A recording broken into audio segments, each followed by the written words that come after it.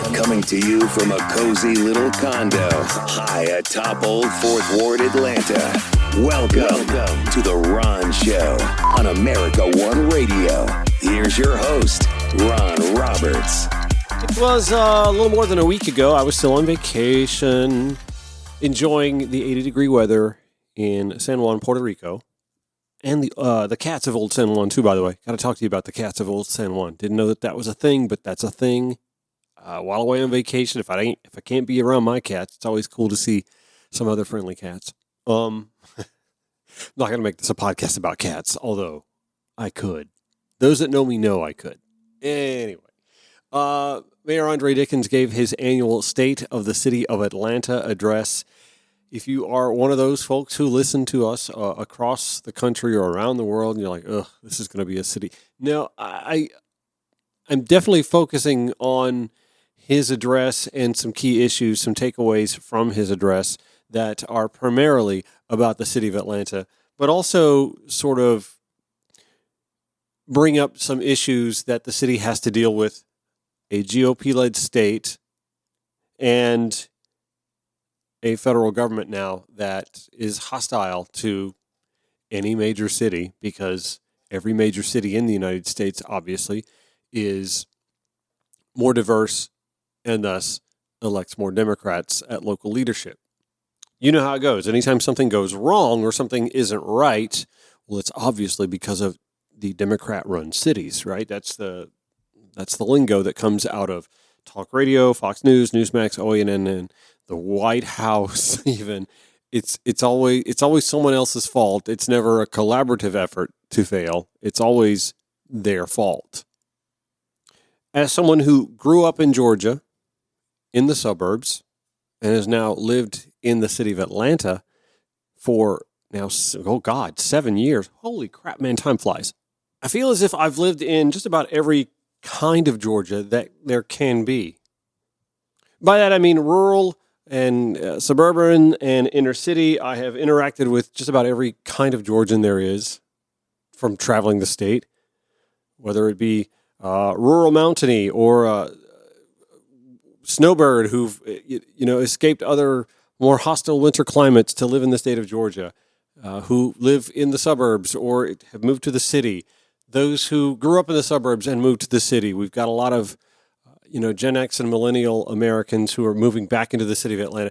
I feel as if, and I'm never one to say it's enough. I'm always about getting out and meeting more people and listening to more perspectives whenever possible. But I feel like I have my finger at least on the pulse of enough of a cross-section of the state to sort of have an idea what it takes to win a statewide elected office. And also, because I'm a history sponge, I love learning about how things actually went to figure out how we are where we actually are. I feel as if I have enough of a grasp on both this nation's, the state's, and even this city's history to know how Atlanta got to be where it is today, why it's in the condition it's in, and, in my humble opinion, a path forward for a stronger Atlanta, one that is the heartbeat of the state and the center of commerce in the southeastern United States. And that is why, for me, it is sort of a curious moment in this city's history that Mayor Andre Dickens, who apparently has, to this day, no opposition to face in an upcoming mayoral re-election campaign, which is this November. Y'all, it's March. If there's a candidate who's going to throw their hat in the ring, it should be coming pretty soon. Anyway, I just find it pretty curious that on the average, if I'm giving a grade, I say Mayor Andre Dickens has probably done, I'd say a B-, C+. And his office may know, he may know, his allies may know that I have been critical of some decisions he's made. The handling of the informing of the city population about the Atlanta Public Safety Training Facility was abysmal. He would admit that, has admitted that. I happen to think that the handling of the water crisis last year was a terrible look. There's enough for someone, if they wanted to run against Mayor Andre Dickens, I guess I'm saying, that there's enough between, news clips and, how they do the gotcha commercials with the newspaper headlines splashed in graphics. There's enough there to make something happen if somebody wanted to, and yet nobody has. Again, C+, B-, that's not terrible. It's not bad at all. Well, they say C's and D's get degrees. Well, C's and B's get you potentially reelected without major opposition. And good for him. Hopefully we can push forward if there is going to be a second Andre Dickens administration or term or whatever you want to call it, on addressing some problems and finding some solutions that hinder the city of Atlanta, Metro Atlanta, which, by the way, he is the board chair of the Metro Atlanta, what do you call this? The Atlanta Regional Commission.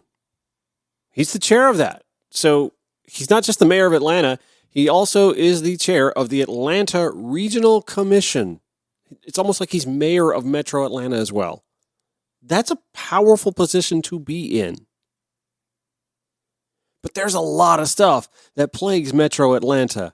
And whether he's board chair of the Atlanta Regional Commission and or mayor of the city of Atlanta, he's the one uniquely qualified to work within the city and with the state as well to find tangible solutions to current issues. And, the thing about American bureaucracy that sort of bothers us all, I guess, is that we'll see a solution in 1990 for a problem that exists in 1990 and blueprint something to address it that'll be finished in 20 years, not looking at the future and saying, well, what's going to be the problem in 2010? Ta-da, we're ribbon cutting. We're ribbon cutting in 2010, something we saw in 1990 that was a problem and fixed it, but the problem has changed. That's something that it's not just a Mayor Dickens problem. It's an American politician problem, right? But namely in Atlanta, and is in the case in most major cities, gridlock is an issue. Atlanta uniquely hamstrung by gridlock. We have the world's busiest airport, and yet we have but one mass transit route to it. We have a confluence of interstates that lead up to it, but if you're in that car and traffic is traffic, good luck. It affects housing prices. Traffic, yes, traffic affects housing prices. Housing prices affect your household budget and what you spend on everything else. It's a ripple effect, really. Traffic to me is the linchpin problem in the city of Atlanta and Metro Atlanta.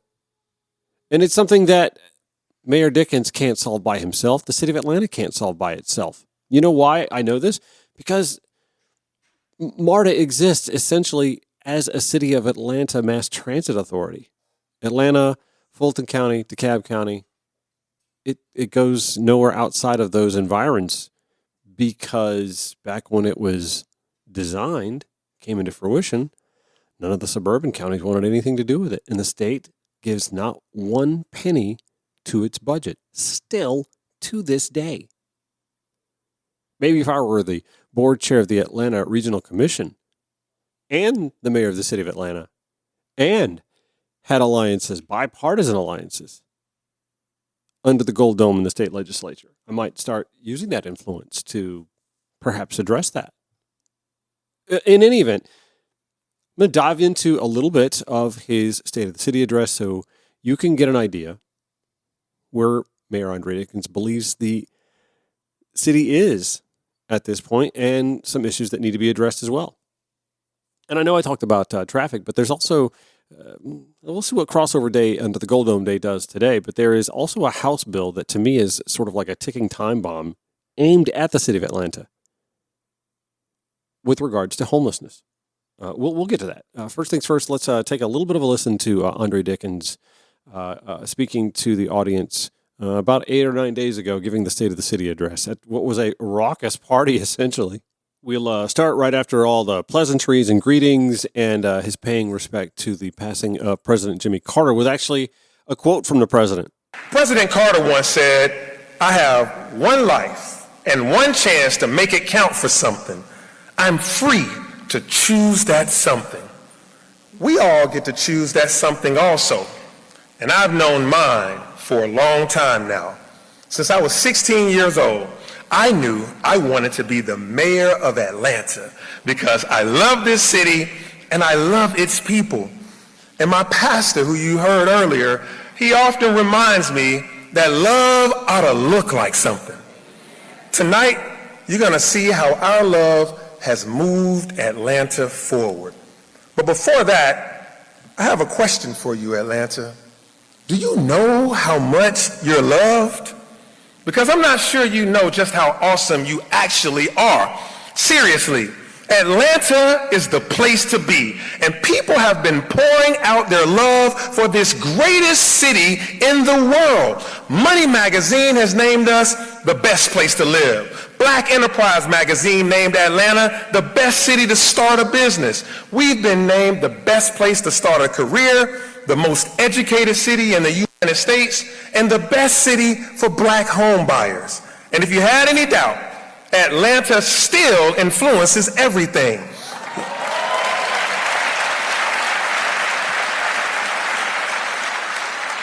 Three of the 7 biggest movies last year were filmed right here in Atlanta. And oh, by the way, Atlanta's own Killer Mike swept the Grammys last year too.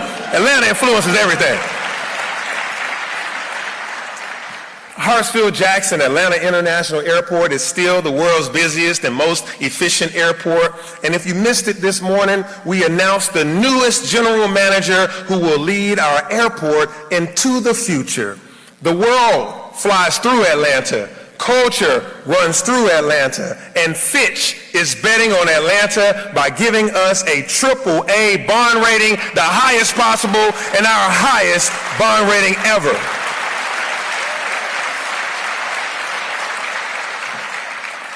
Atlanta is the best bet for the future, and everybody knows it. All of this makes me proud to be an Atlantan, proud to be your mayor. And I am proud to stand here tonight and reaffirm that the state of our city is strong.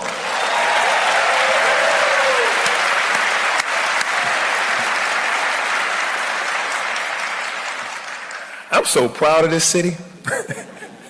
We put our blood, sweat, and tears into this group project.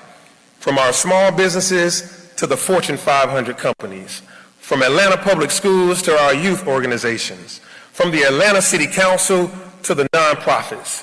Each of you has worked to improve the lives of Atlantans and move Atlanta forward. But don't think that the work is over. This project's due date is circled for the year 2030. So be ready to get a few more assignments from me for the next 4 years.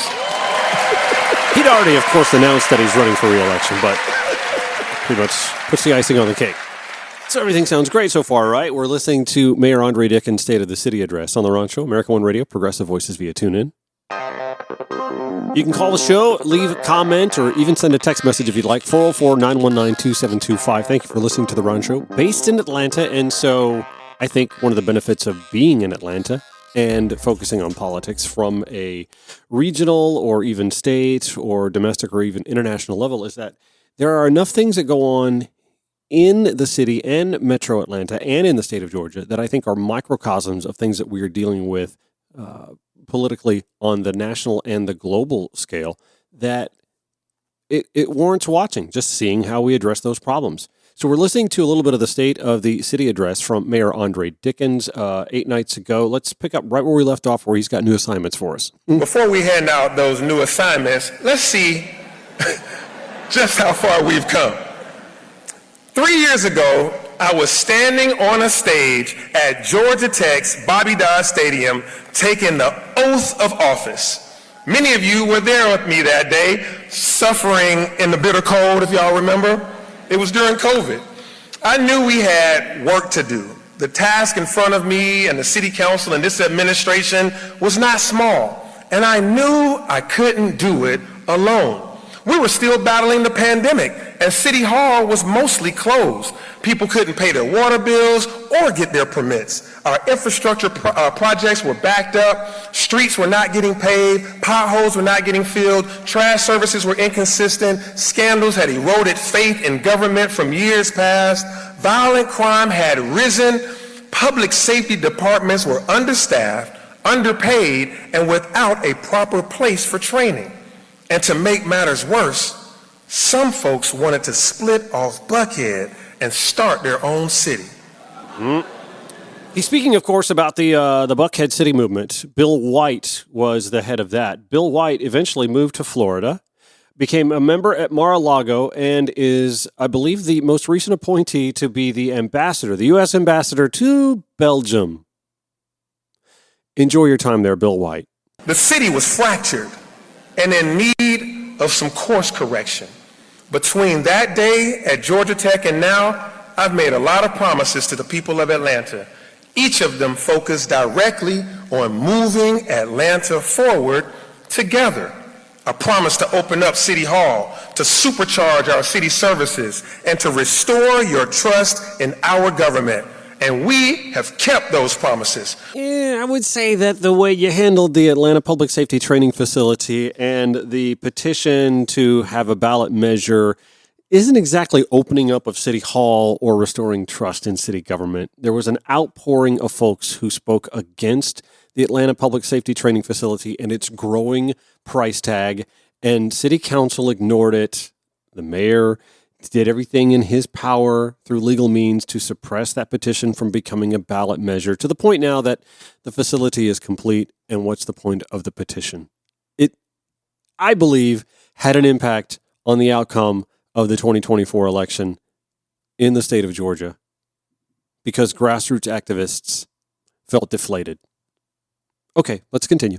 Within the first 100 days, City Hall was reopened to the public. We launched Operation Clean Sweep to get our trash and recycling collection back on track.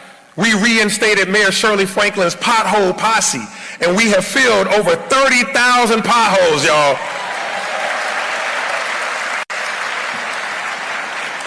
I know you might find one or two left. Boulevard at Wabash. But 30,000 got by us. We did that. Just saying. Boulevard, southbound at Wabash. Please, God. Through this work and more, we fulfilled another promise that Atlanta has always been and will continue to be one city with one bright future.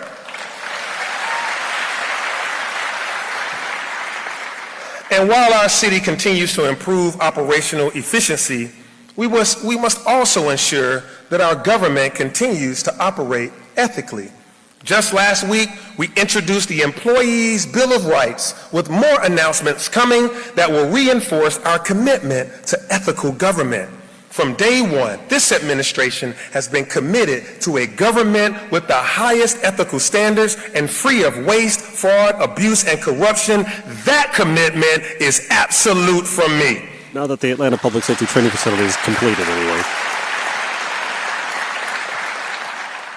Now, how many of you remember Snowpocalypse and Snowmageddon? Some of y'all lived here through that. 11 years ago, the city of Atlanta made national news for its failure to handle a winter weather event. When I took office as mayor, I was determined to never put you in that position again.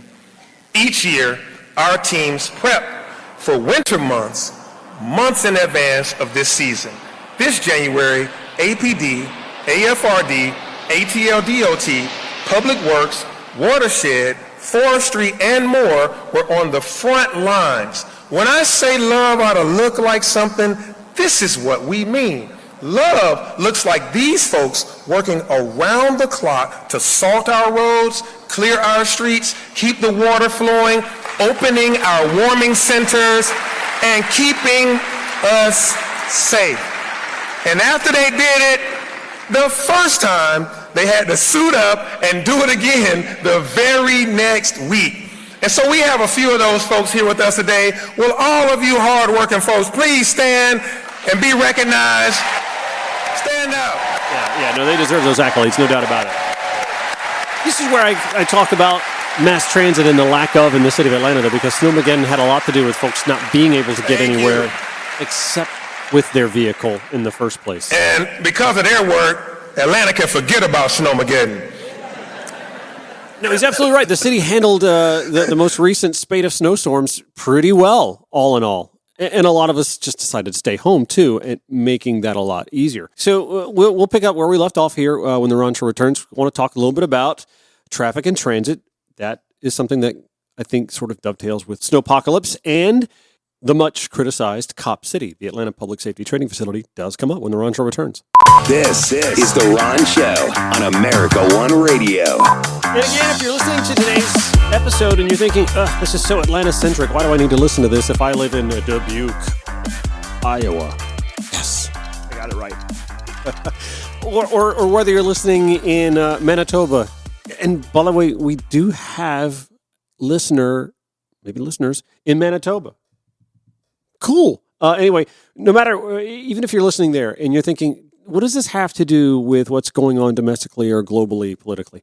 Again, I think Atlanta has enough of the ingredients to take what we are trying to do or deal with here at the local and regional, even in state level areas, that you can sort of transfix onto domestic and even international concerns.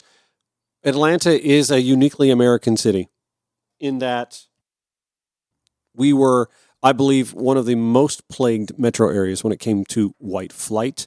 I believe because we are the capital city of the state of Georgia, the Empire State of the South, and because Georgia is a leading economic state in this region of the country, I would argue along with Florida and North Carolina, that there are unique issues that still have to be dealt with.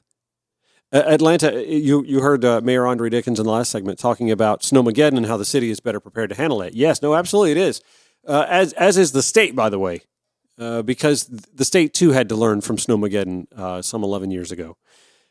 But one of the lessons that the state, nor the city, nor the, what is it that the mayor is on there? The Atlanta Regional Commission. Sorry, I keep getting that wrong. Hasn't learned is that the city and the state, this region of the state anyway, are still susceptible to gridlock. I mean, congratulations. We didn't put a whole lot of folks on the streets these last two snow events in the city of Atlanta and throughout metro Atlanta and northwest Georgia. But that's because Snowmageddon happened once before, and we're like, I ain't doing that again. People learned too. It wasn't just, we salted the roads and the overpasses better. Okay. But people also remember Snowmageddon and are like, I'm not getting on the road. I remember, listen, this is an anecdote, but and I didn't live here. But I remember watching it all happen with just aplomb. I was living in Myrtle Beach, South Carolina, and just kind of shaking my head. Folks who knew that I'm from Georgia are like, you guys can't do this better? A lot of snowbirds in Myrtle Beach, by the way, from West Virginia, Ohio, Western Pennsylvania. You guys don't know how to do this? No, we don't. But I remember my friend Nick, who's an attorney, has an office in Marietta now, but I believe at the time had a Buckhead office or Sandy Springs, something like that, but lived in, was it LaGrange? No, Noonan. I want to say it was Noonan. Lived in Noonan and commuted every day. What Nick always did was he would drive to the nearest MARTA station, and I want to say it was like College Park or something like that, or maybe it was the airport. He would drive to the nearest MARTA station, the southernmost MARTA station he could get to, and he would take the MARTA all the way up to, I believe it was Sandy Springs, get off at the North Springs exit, and would catch a rideshare or something like that to his office. And he got there well before he would have if he'd stayed on the highway and got to his office. he was using mass transit. As limited as Atlanta has mass transit, he was one of the few who were using mass transit. He was one of the few people during Snowmageddon who was able to get home. He was able to get to his office and get home, and went through a lot of Metro Atlanta to do it. Unlike, famously, baseball player at the time for the Atlanta Braves, Freddie Freeman, got stuck in Snowmageddon. Chipper Jones, for some reason, had a four-wheeler somewhere nearby and went and rescued Freddie Freeman. This is all, infamous stuff here in the city of Atlanta. But my point is, Mayor Andre Dickens is touting the fact that the city is better prepared for Snowmageddon. One of the things that he is actually promoting to address mass transit woes in the city of Atlanta is that he highlighted 4 infill stations. And I'm listening to this the first time as you are, so maybe he addresses this.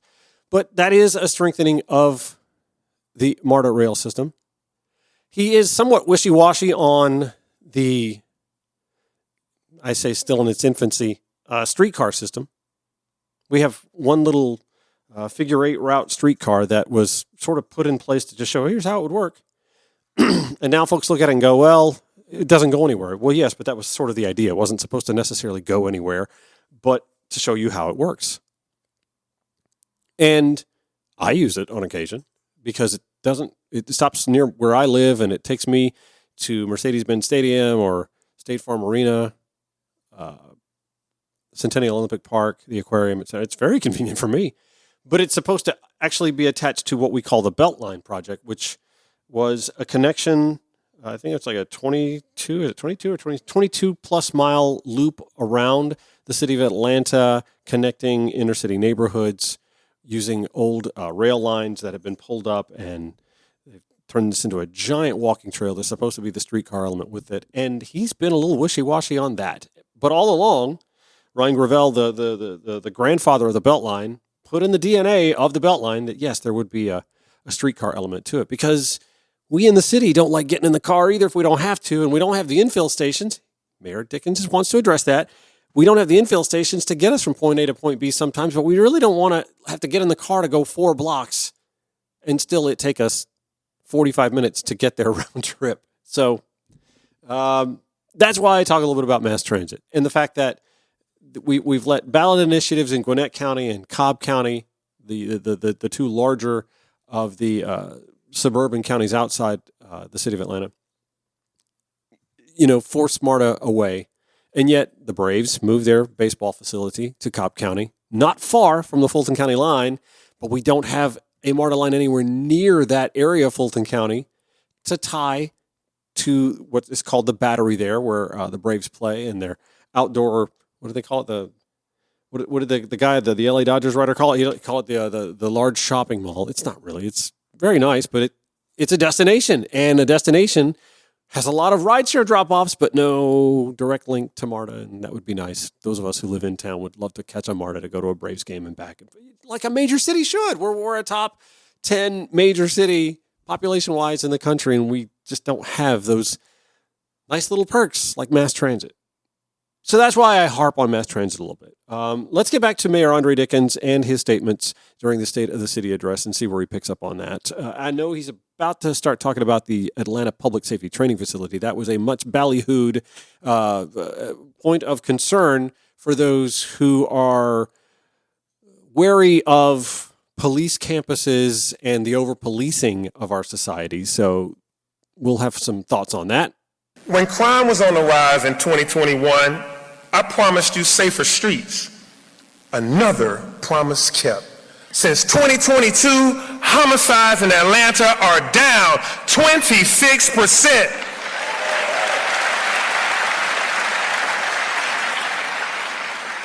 We've made significant investments into all first responders to once again attract the best in the nation. And yes, we have ensured that the next generation of first responders will have a state-of-the-art training facility at our Atlanta Public Safety Training Center. I'm guessing there were no detractors invited to the State of the City address, so smart. We promise to address the root causes of crime, because not every problem needs to be solved by an officer with a badge and a gun. That's right. Love for our city looks like historic investments in non-policing alternatives and pre-arrest diversion services. It looks like APD's CARE unit and HOPE team and the opening of the Center for Diversion and Services. And love looks like providing after-school opportunities at midnight basketball and at our At Promise centers, which have resulted in reduced crime in the surrounding neighborhoods. And we can't forget about the Atlanta Fire Rescue Department. We've set aside millions of dollars to replace and upgrade our fire trucks and equipment. And we've renovated and built new fire stations across the entire city. But I bet most folks don't realize that our firefighters spend most of their time on EMS calls. When someone is having a health emergency, oftentimes the first people to show up are our firefighters, trained in emergency medical services. And our 911 operators. In just the past year, E911 has cut their response time in half, everybody. Thank you. So please give another round of applause to show our appreciation to Chief Shearbaum, Chief Smith, APD, AFRD, E911, and the entire city for keeping us safe.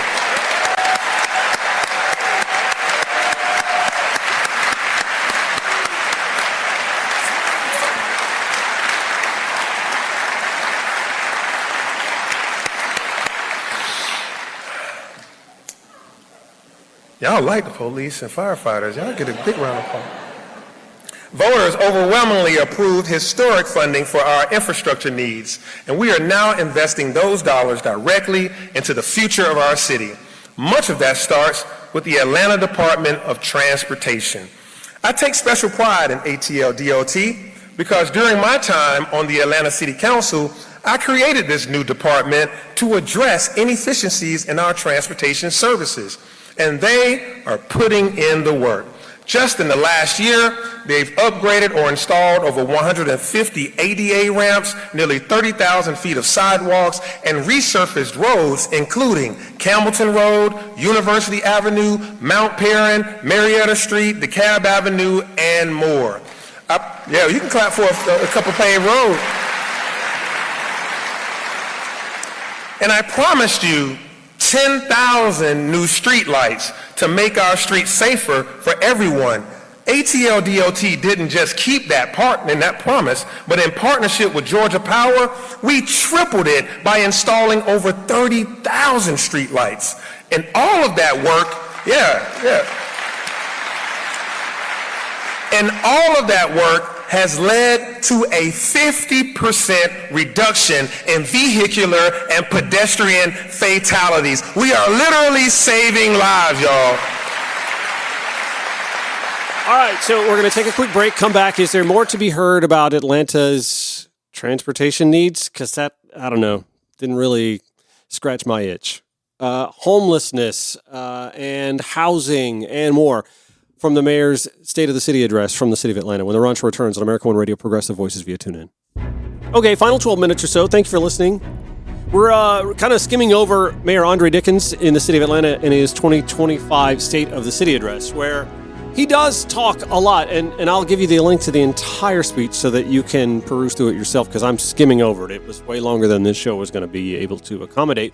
But he does talk about some of the housing initiatives and the dealing with what we call food deserts. He's helped the city partner with Savvy Provisions to make sure that they're going to be opening 2 new grocery stores in some of those food deserts that have cropped up in recent years. He talks a lot about how families are moving back into the city of Atlanta. He touted public-private partnerships for job development. He talked at good length about the city working to diversify its energy grid, all really good things. But when it came to some of the bigger pieces, the infrastructure needs that the city, remember, he went over the Department of Transportation, the City Department of Transportation, and didn't really sink his teeth into discussing his role as, again, the Atlanta Regional Commission Board Chair as well, to envision a bigger MARTA, a more accessible MARTA. And to me, this is not a Mayor Dickens problem. This is a Democratic Party problem. Where, again, I've said this many times over the last, 3-5 months or so, we don't think or dream big anymore. We don't have vision boards, so to speak, for where we see ourselves projecting our society in the next 25 to 50 years. And that's something that I think Americans, Atlantans, Georgians are starving for, thirsty for, living in the city of Atlanta and knowing that you have no choice if you want to go to a Braves game, for example, but to get in the car and drive maybe 7 miles, but be damned to 45 minutes to get there and find a parking deck and pay a minimum of $50 now during a game and find that space. And then when the game's over, walk back to the space, wait half an hour to get out of that parking deck or parking lot and out of traffic, and then the 35, 45-minute drive back to go 7 miles. We're living in this era where we want efficiency. Doge, right? We want efficiency, and this is not efficient for us. It may be efficient for our governments not to address these problems, but it's not efficient for us, and that's kind of what government's supposed to be about. Government's supposed to be about solving large-scale, massive problems that affect us all societally, and I think this is something that's missing. And again, it's not a Mayor Andre Dickens problem. It is a problem, however, that Mayor Andre Dickens, I believe, is uniquely qualified to address because, again, he has a more than cordial relationship with state lawmakers, the governor, Brian Kemp as well, and could be broaching. And maybe he's doing it quietly behind the scenes. I don't know. Here's what I do know. I do know that today is crossover day, and we'll all be watching as the House Bill 295, a bill where property owners could make a claim for compensation if local governments, like Atlanta, have a policy against enforcing certain laws or if they simply show a pattern of non-enforcement with regards to addressing panhandlers and homelessness.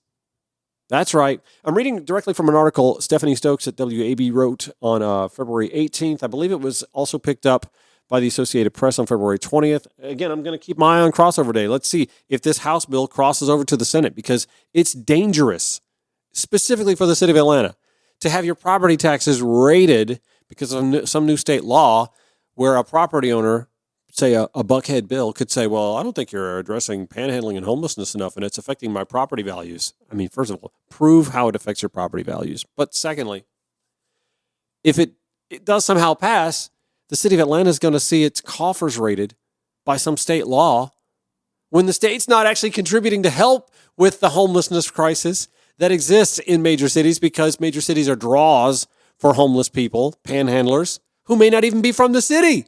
So do we get to find out where they're from and then come for some money from those jurisdictions? I doubt Republican State Senator Houston Gaines, it is the House member, Republican Representative Houston Gaines wrote that into the law, did he? New legislation in Georgia would put more pressure on local governments to enforce laws around homeless encampments, panhandling, and other issues, Stephanie Stokes writes. It would allow property owners to claim a tax refund if they could show they lost value or incurred extra expenses because local governments fail to enforce bans on these practices. The bill mirrors a law approved by Arizona voters last November. Houston Gaines from, by the way, Athens, Georgia. Not Atlanta, Athens. And I've lived in Athens. Athens has panhandlers. Athens has a homeless issue. Athens would also, I guess, be a target, as would Augusta and Columbus and Macon, Savannah. He says, our hope is local governments simply do their job and enforce the laws of our state and our local governments, and then no one would ever be able to utilize this. He just wants people to, what? Be hidden?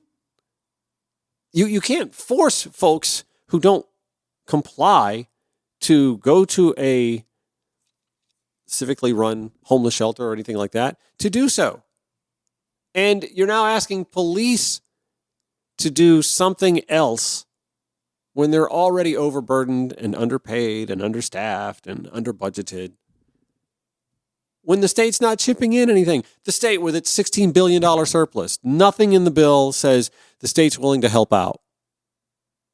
Nothing addresses the problem of homelessness here. This is just a means to raid a major city's coffers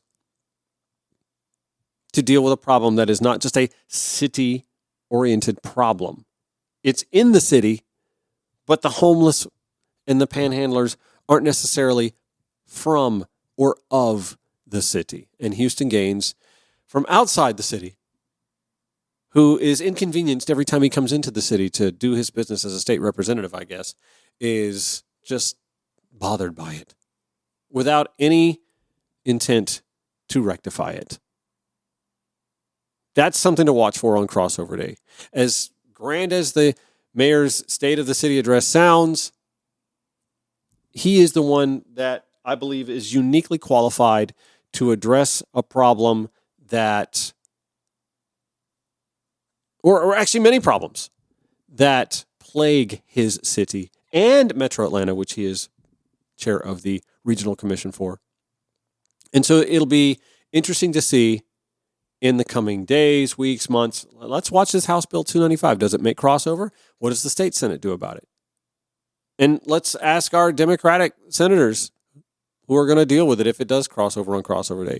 What are you going to do to strengthen this bill or amend this bill so that the state actually puts some skin in the game, unlike what the state has done with regards to mass transit in the state of Georgia? I talk about having a vision or thinking big, something that I think that whoever runs for governor needs to start talking about from the left, obviously because the right's not going to, is connecting the state with high-speed rail, which would help MARTA. But also it's time for the state to start contributing to MARTA. Anyway, stay with me here on the high-speed rail connecting of the state. Using a state high-speed rail network could strengthen Metro Atlanta by alleviating our traffic issues as well. So it'll be interesting to see. Will someone step forward with that sort of vision? Because that benefits not just Atlanta and Metro Atlanta. It benefits someone who wants to live in LaGrange but needs to work in Atlanta. Can't afford the housing in Atlanta. Can't afford the housing in LaGrange, though, or McDonough. Or someone who lives in Warner Robins but wants to be able to commute to Macon with that same high-speed rail network. Or even lives in Macon but needs to catch flights all the time to Atlanta. Why take I-75 when you've got a high-speed rail corridor? See, this benefits the state. You could have kids that go to UGA, but you live in Douglasville. Great. Congratulations. Your kid got to University of Georgia, was accepted. So now they can take the train to the University of Georgia instead of paying out of pocket for housing at the University of Georgia. Plus, I can come home on the weekends. Moms, dads love that. And this doesn't have to be fully state and taxpayer funded. This could be a private-public partnership. Air Canada wants to develop, with the Canadian government, a high-speed rail connectivity grid to their hubs because they want to get out of the puddle jumper game. Delta, you should want to get out of the puddle jumper game too. Why do you fly folks from Augusta or Columbus or Macon or even Savannah or Chattanooga to Atlanta? Those are lost leaders for Delta Airlines. High-speed rail, in coordination with Delta, could alleviate that and alleviate Atlanta's traffic snarls. These are all ways that one man right now, in a position that he's in, two positions actually, as mayor of the city of Atlanta and as chair of the Atlanta Regional Commission, could address. He didn't address those in the state of the city. And maybe he has a different state of the region address to be had as board chair of the Atlanta Regional Commission.